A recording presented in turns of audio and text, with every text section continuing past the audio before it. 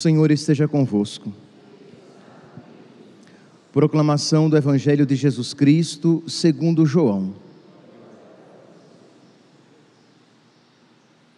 No primeiro dia da semana, Maria Madalena saiu correndo e foi encontrar Simão Pedro e o outro discípulo, aquele que Jesus amava, e lhes disse: tiraram o Senhor do túmulo e não sabemos onde o colocaram. Saíram então Pedro e o outro discípulo e foram ao túmulo. Os dois corriam juntos, mas o outro discípulo correu mais depressa que Pedro e chegou primeiro ao túmulo. Olhando para dentro, viu as faixas de linho no chão, mas não entrou. Chegou também Simão Pedro, que vinha correndo atrás, e entrou no túmulo. Viu as faixas de linho deitadas no chão e o pano que tinha estado sobre a cabeça de Jesus, não posto com as faixas, mas enrolado num lugar à parte. Então entrou também o outro discípulo que tinha chegado primeiro ao túmulo. Ele viu e acreditou. Palavra da salvação.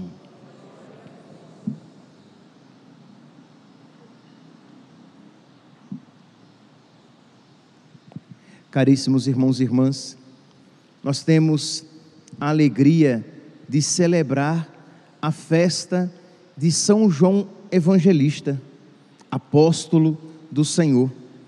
São João,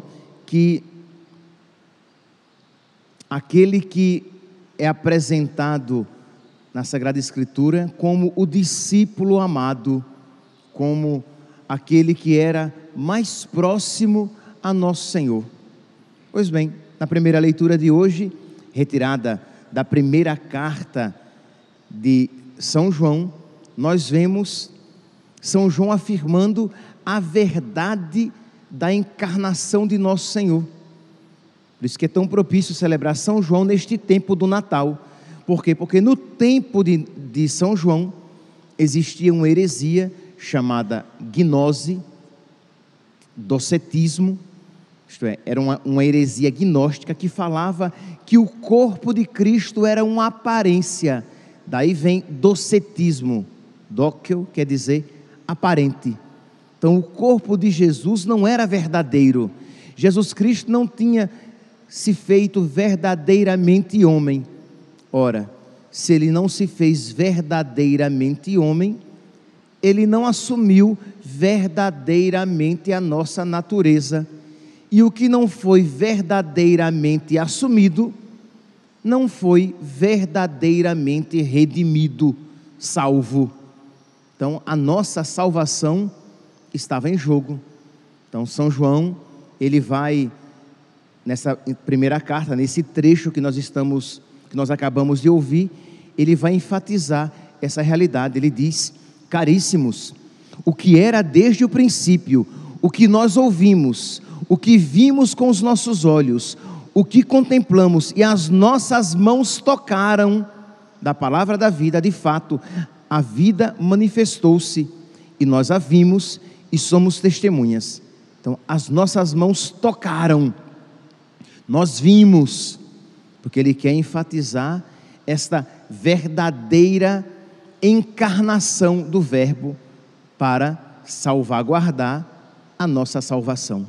Para dizer, por isso nós somos salvos, porque aquele que nasceu, ele se fez um de nós, e ele verdadeiramente sofreu por amor a nós, foi crucificado por amor a nós, e ressuscitou para a nossa salvação. Pois bem, então, mas quem foi São João? São João Evangelista, quem foi o discípulo amado? As Sagradas Escrituras nos dizem que ele era discípulo de um outro João, o Batista.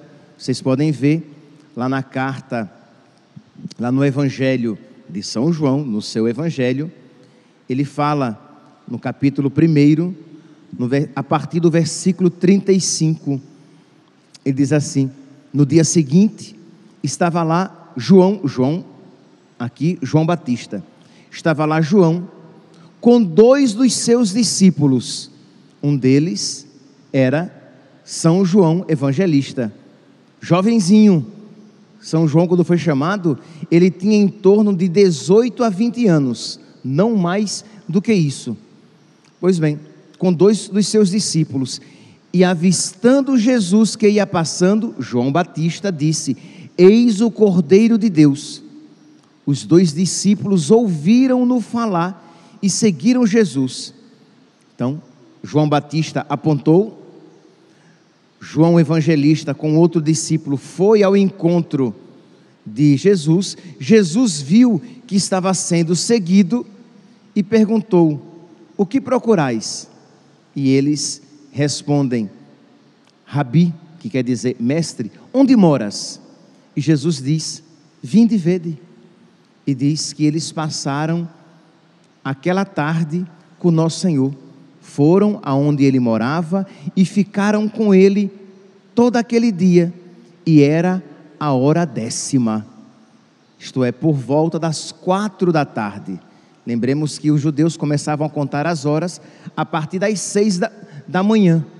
Então aquilo ficou marcado, marcou aquele encontro com o nosso Senhor, ficou marcado que ele guardou, depois de muito tempo, ele guardou até o horário, era mais ou menos, era por volta das 4 da tarde, quando algo muito importante acontece na nossa vida, meus santos, nós recordamos às vezes a posição do sol, se o dia estava muito claro, se o dia estava meio nublado.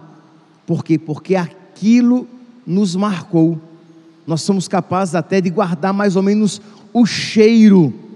Se você estava na casa, você lembra mais ou menos o cheiro. Quem é que não tem essa experiência? Sei lá, eu pelo menos tenho essa experiência. Quando eu volto para a casa da mãe, quando vou lá para a casa da minha mãe, eu chego lá e eu reconheço a casa já pelo cheiro. É um cheiro bom, tá? Eu reconheço a casa pelo cheiro. Por quê? Porque aquilo de alguma maneira marca você. Você lembra até mesmo do cheiro de pessoas, de uma criança, do marido, da esposa. Você se recorda porque são realidades que marcaram você. Pois bem, São João ele diz, era mais ou menos 4 da tarde, quando nós passamos o dia todo com ele. Eles depois voltam, né, para a sua vida diária, e nosso Senhor, que não desiste, diz que tem um segundo encontro. Está lá no Evangelho de São Marcos, no capítulo 1, no versículo 19, que diz assim, Marcos, capítulo 1, versículo 19, que diz: uns poucos passos adiante, Jesus viu Tiago, filho de Zebedeu, e João, seu irmão, os 2 irmãos lá pescando, estavam numa barca, consertando as redes, e Jesus os chamou, e eles deixaram, aí sim, agora eles deixaram tudo, deixaram a barca, as redes, o Pai, e seguiram Jesus. Ali, segundo o Evangelho de São João, seu Evangelho, foi o primeiro encontro. Aqui em São Marcos agora, eles deixam tudo e seguem Jesus, e a vida de São João é marcada por essa fidelidade amorosa, por essa fidelidade forte, por essa entrega generosa a nosso Senhor. Ele é o único que não abandona Jesus nem na cruz. Ele literalmente deixou tudo para trás e centrou Jesus na sua vida, colocou Jesus no centro da sua vida. Toda a sua vida agora era vivida e vista a partir de Jesus. A partir do seu chamado, tudo mudou. E, meus santos, isso que aconteceu com São João deve acontecer com todos nós. Isto é, o chamado de Deus na nossa vida, e aqui todos nós temos um chamado ou chamados de Deus, e nós precisamos ser dóceis. Nós não podemos resistir aos chamados de Deus, que às vezes a gente tem a ilusão de achar que tem vocação, tem chamado de Deus apenas padre, freira, nada disso. Todos nós somos chamados. Deus nos pensou a cada um de nós. Imagine, desde toda a eternidade, Deus pensava em João, que haveria de chamá-lo e fazê-lo apóstolo, um dos 12. Mas isso que se aplica a São João, se aplica a todos nós. Imagine, de alguma maneira, nós somos eternos no pensamento de Deus. Porque não é que Deus, num dado momento, Deus pensou, eu vou criar o Overlan, vou criar um caboclinho que vai receber um nome bem estranho, Overland. Não, nada disso. Deus desde sempre me pensou, Deus desde sempre pensou você, e Deus tem um propósito para a sua vida, que vai se realizando de acordo com os sims que você for dando a Deus.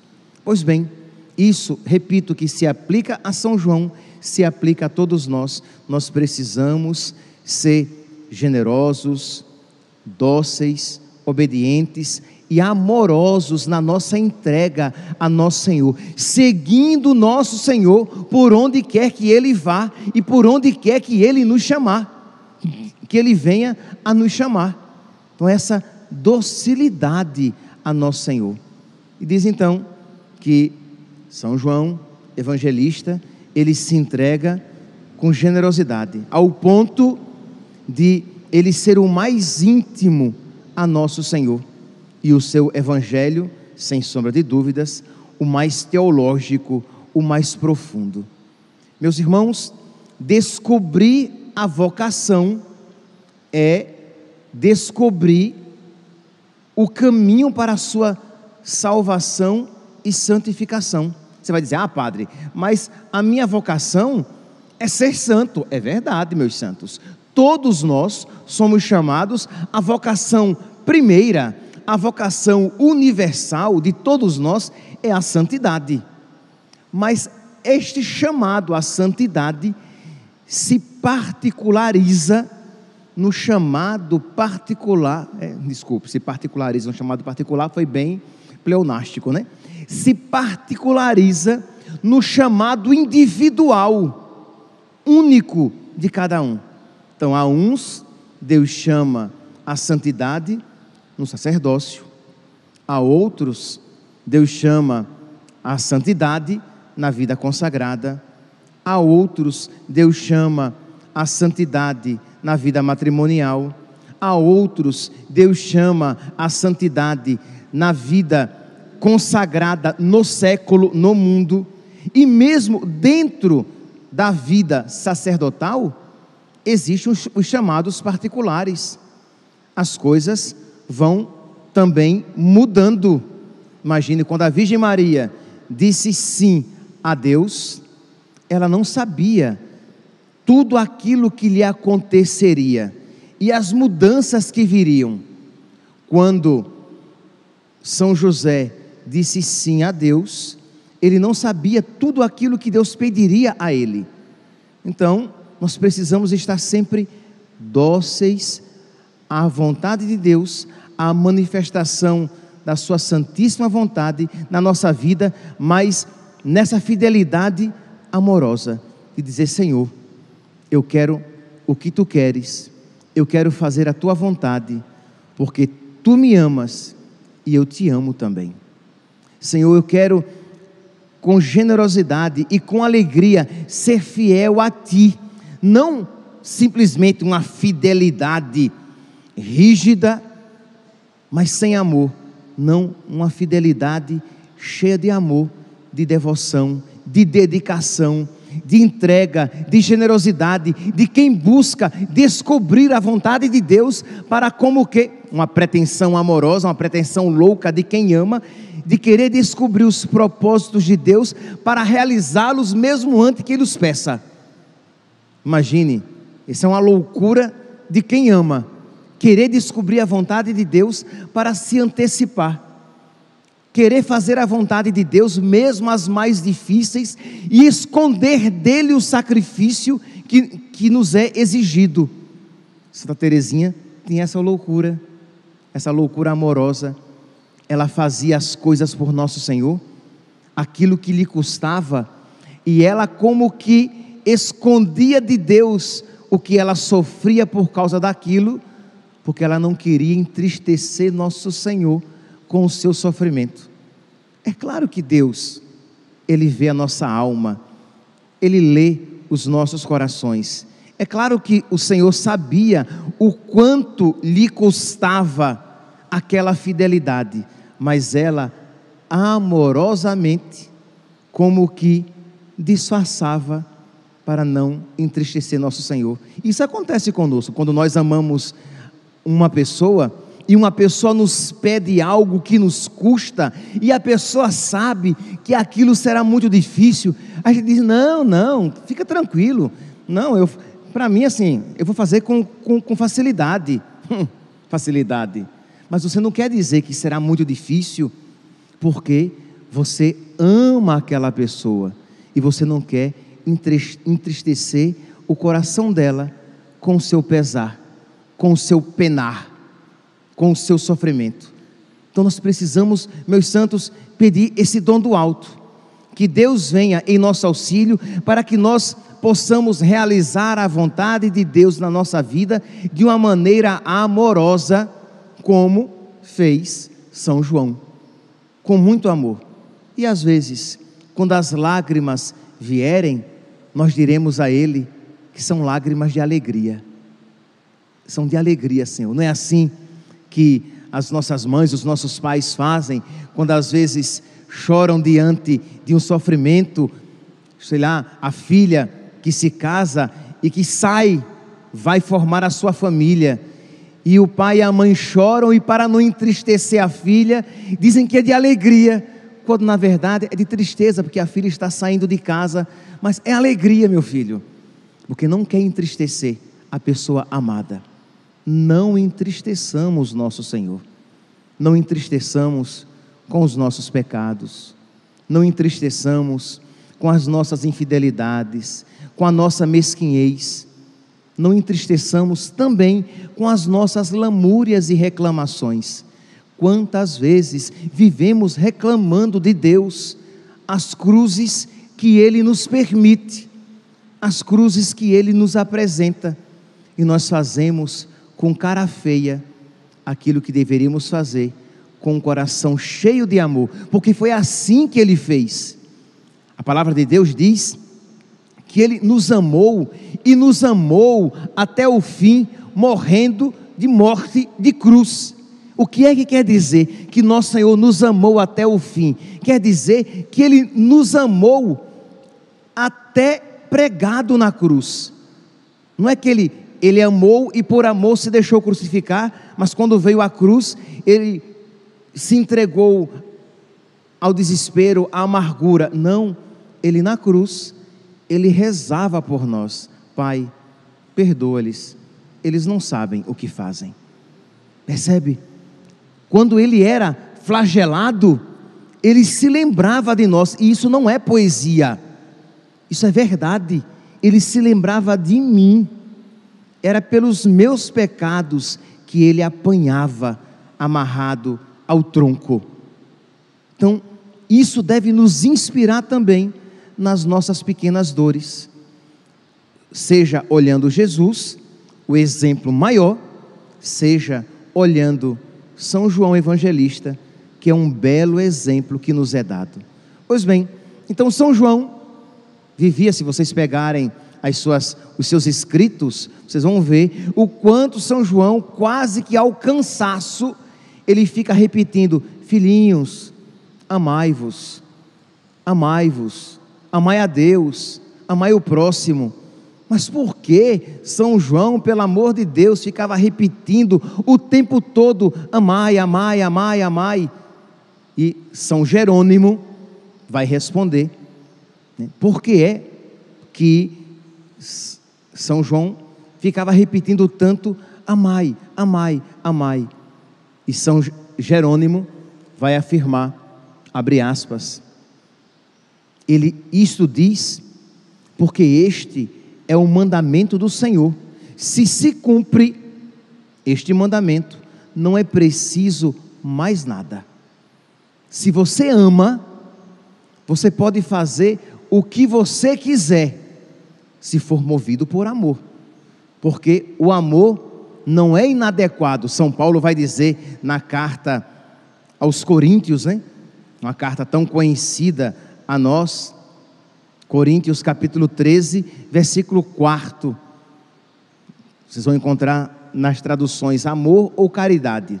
Hoje eu vou falar amor, mas poderia com mais propriedade falar caridade.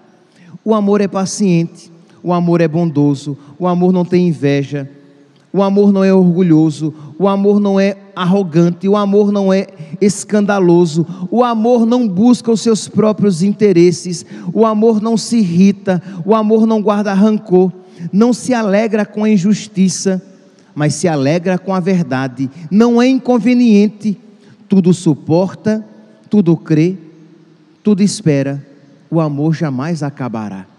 Então, se você amar, você não fará nada de inconveniente.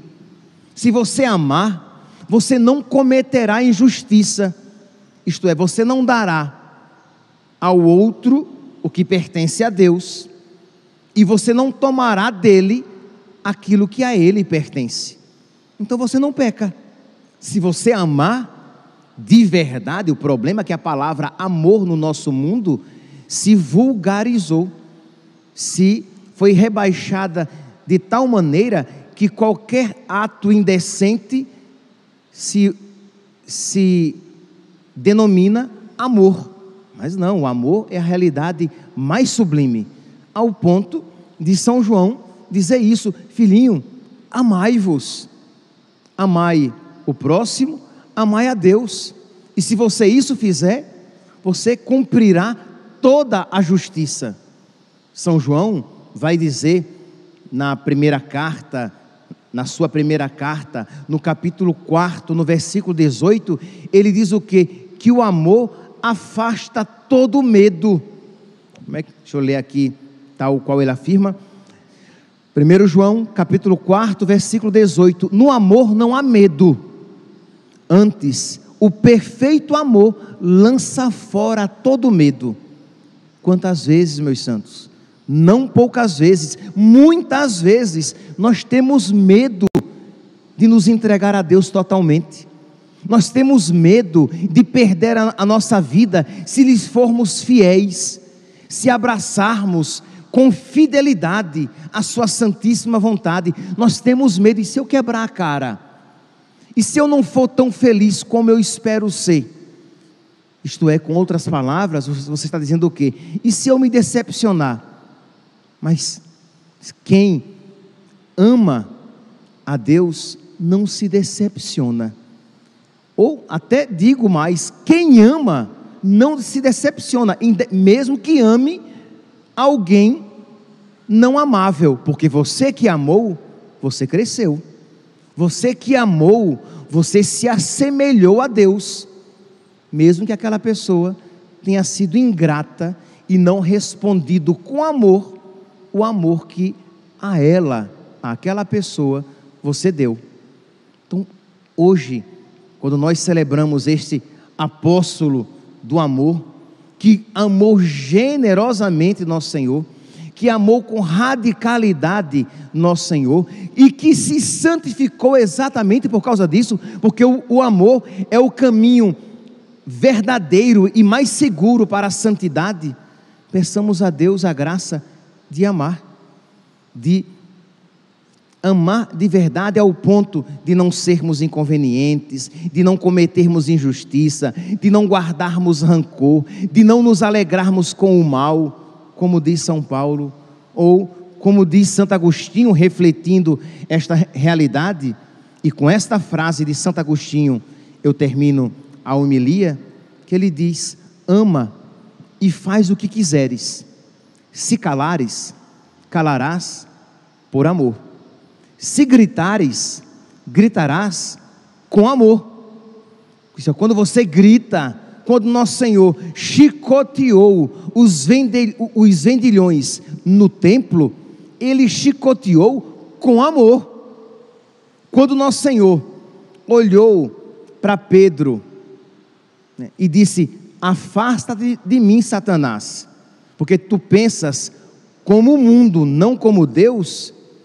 Deus olhou para Pedro com ira amorosa e o exorcizou, afastando dele aqueles pensamentos demoníacos. Quando Jesus olhou para Judas, que o traíra, que o tinha traído, ele olhou com amor. Então ama e faz o que quiseres. Se calares, calarás por amor. Se gritares, gritarás com amor. Se corrigires, corrigirás com amor. Se perdoares, perdoarás com amor. Se tiveres o amor enraizado em ti, nenhuma coisa senão o amor serão os teus frutos. Que São João Evangelista interceda por nós, para que nós abramos o nosso coração ao amor. Louvado seja nosso Senhor Jesus Cristo, para sempre seja louvado.